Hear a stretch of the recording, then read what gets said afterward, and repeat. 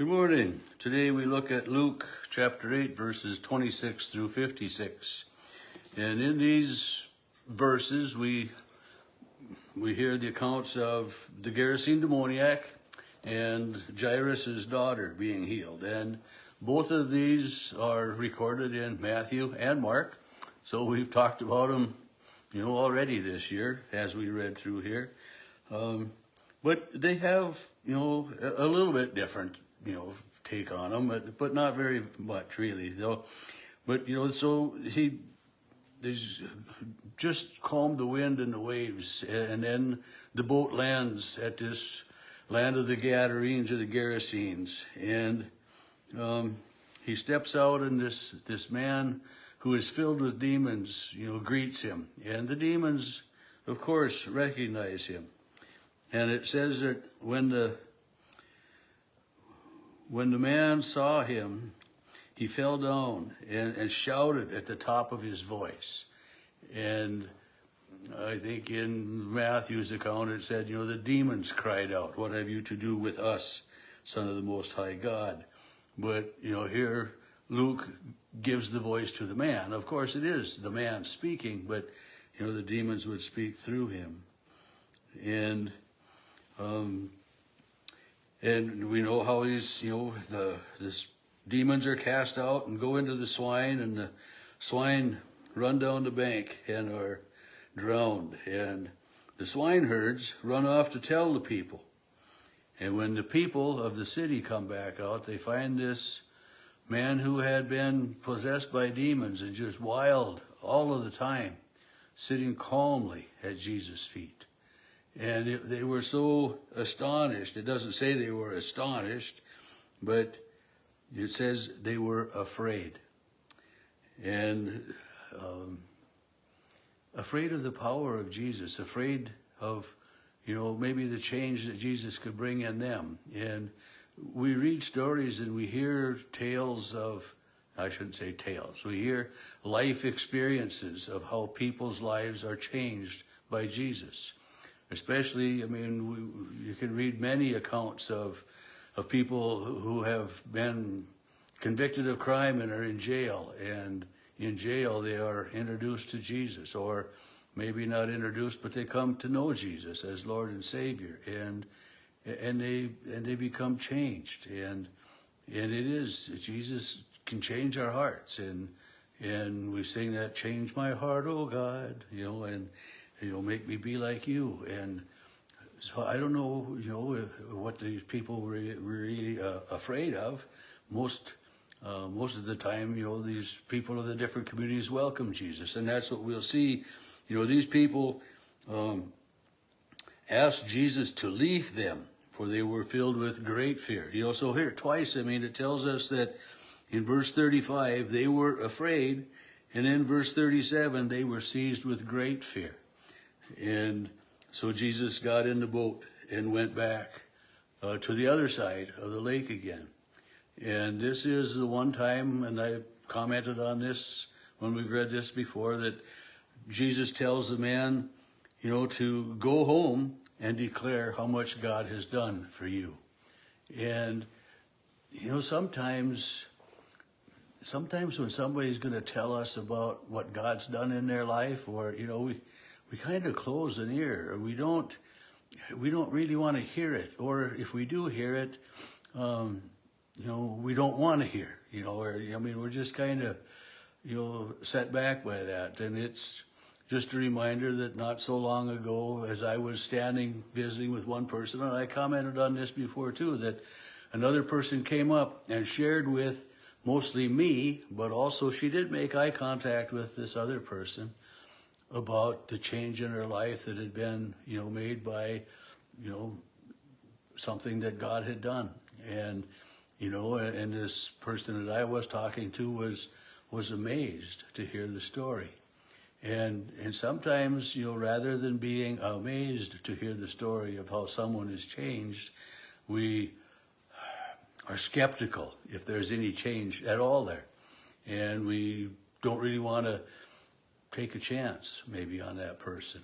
And but You know, Jesus tells this person to go and tell what God has done for you. Live your life in your community so that they can see the change that God has made in you. And quite a challenge for that man, I would guess, because how long did it take for people to accept that this change was permanent? Accept that this man wasn't going to just all of a sudden, you know, go crazy again. I mean, how long did it take this man to really be accepted by his community and welcomed back in? I mean, these are things I wonder about. But Jesus tells him, go and tell what God has done for you. And, you know, there are people today that don't want to hear about God. So I just wonder about that man. Now, verse 40 says, when Jesus returned, the crowd welcomed him. Quite a change from being seized with fear and asking Jesus to leave, or basically telling him, you know, get out of here. You know, we don't want you in our midst because of what might happen. But here the people welcomed him, for they were all waiting for him. They were watching for Jesus. They were hoping he would come back. And that's a nice feeling to have people waiting and watching and to welcome you back. You know, it's, you know, when your kids come home, or, you know, you're always welcome them back. And, you know, so it's nice to be wanted. It's nice to be appreciated. It's nice to be welcomed back in. And when he gets back, this leader of the synagogue, that's a Pharisee, right? Comes and he says, my 12-year-old daughter is sick. Come and heal her.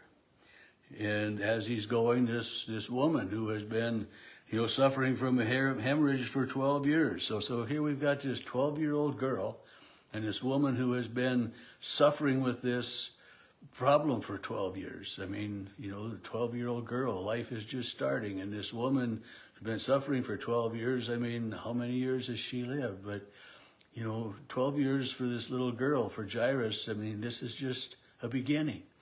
But for this woman who's been suffering for 12 years has been an eternity. So that the perspective is so different.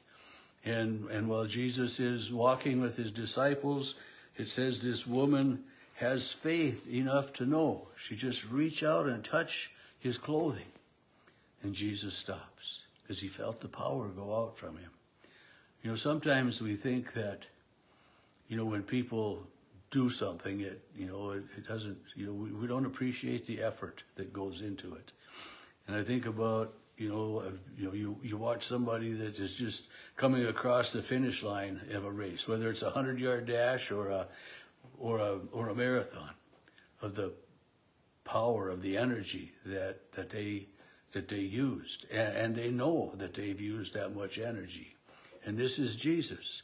When this woman touches him and the power to heal her goes out from her body, from his body, he feels it. He knows that there's something happened.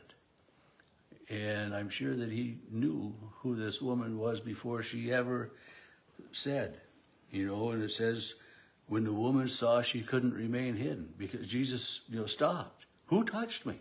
You know, and he's looking around. She realized that, you know, he would wait for an answer. And she came with trembling, it says, with trembling and falling down before him. She declared in the presence of all the people. So she told of her problem, she told of her faith, she told of her feeling, and what a proclamation of faith, you know, and that's what Jesus says to her daughter, calls her by that familiar name, you know, you're a part of the family. Daughter, your faith has made you well. And it's just, you know, another reminder that, you know, we don't need all of God, we need part of God. But when we have God, we have all of God, because God gives his all for us. And just then, you know, while he was still speaking, while he was still saying that, daughter, your faith has made you well, go in peace. And here again, Jesus uses that, go in peace, you know, peace and contentment, knowing that it's a forever healing. You know, it isn't just a temporary, it's not going to come back tomorrow. But go in peace. Know that, you know, that you have been touched by God. And this leaders, somebody comes from his house and says, your daughter is dead. Don't trouble the teacher anymore. And, you know, it's like, you know, it's too late. And here, you know, part of this is it's never too late to come to Jesus.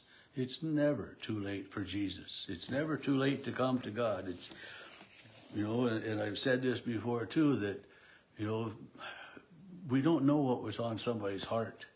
What was the last thought in their head before they passed away. Somebody that has totally denied God, denied Jesus, you know, could within those last few seconds of being able to comprehend and understand, could have been like the thief on the cross and said, Lord, remember me when you come into your kingdom. Forgive me, Lord, I've sinned. We don't know what, but the truth, what's telling us here in this, we can never say it's too late for Jesus. You know, this little girl that died, oh, don't bother him. It's too late. There's no hope. Yes, there's hope. There's always hope in Jesus Christ. And that's such a wonderful promise. There is always hope in Jesus Christ.